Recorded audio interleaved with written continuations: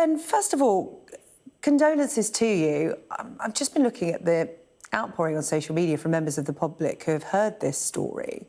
A 3-month-old Roxie who died, who lost her mother Ginger, and not too long before. And it's also thought that that could have been related to fireworks. Talk to me about the kind of physical and psychological stress fireworks can put on animals. As you say, we think it's very likely that Roxie has died as a result of fireworks in the city. In terms of the stress which Roxie would have endured, she would have been very agitated. And we know that what's effectively happened is that Roxie's choked on her own sick. That's the cause of death in this instance for Roxie. We can't rule out that fireworks were also contributed to the death of our mum Ginger the week before. You expect fireworks on bonfire night, but the reality of life in 2024 is that they're not just for bonfire night, are they? They seem to be used at many different celebrations. And what you're calling for is a restriction on the sale of fireworks to members of the public, a restriction on use as well. Tell me more details about what you're calling for, what you want to see.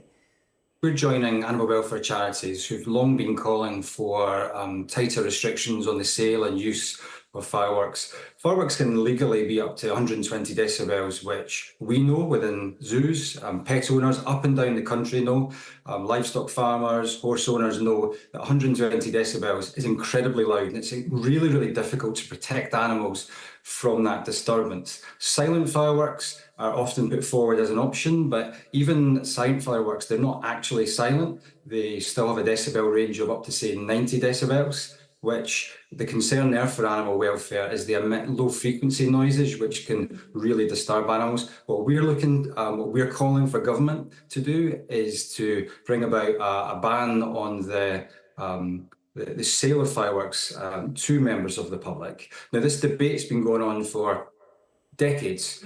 What has changed in the meantime is technology. And these days, we're very used to, we see more and more light displays using drone technology, for example. In this day and age, there's just simply no reason to have fireworks as we know them, given the huge distress it causes to animals. When you say it's difficult to protect animals from fireworks, I mean, as a dog owner myself, you do what you can at home. You turn up the TV, you make sure you're with them to soothe them. But, on a farm or in a zoo, what can you actually do to protect them? Well, it's similar measures in many ways. I mean, every year fireworks comes around, the season comes around, and it causes a great deal of concern to us at the zoo. So, for example, our species such as our giraffes, our chimpanzees, our horses and our big cats, we'll also put them inside for the night. And as you say, it's not just one night of the year.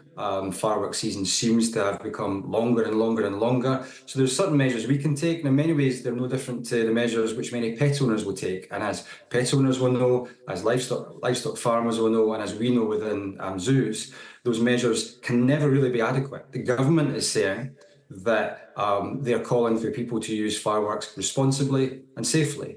But the reality is there is no safe, responsible and appropriate way to use fireworks in the vicinity of animals without causing distress to animals. Well, listen, thank you so much, Ben, for coming on to talk to us about the dangers of fireworks to animals. I mean, in Edinburgh, you've got Hogmanay just around the corner, and I'm sure there'll be plenty more fireworks in between, and you and your staff at Edinburgh Zoo and your other facilities working really hard to keep those animals safe and well. I know it's a story that will resonate with those who own domestic pets as well. It is really concerning. Ben Supple there from the Royal Zoological Society, Scotland. Thank you. Thank you.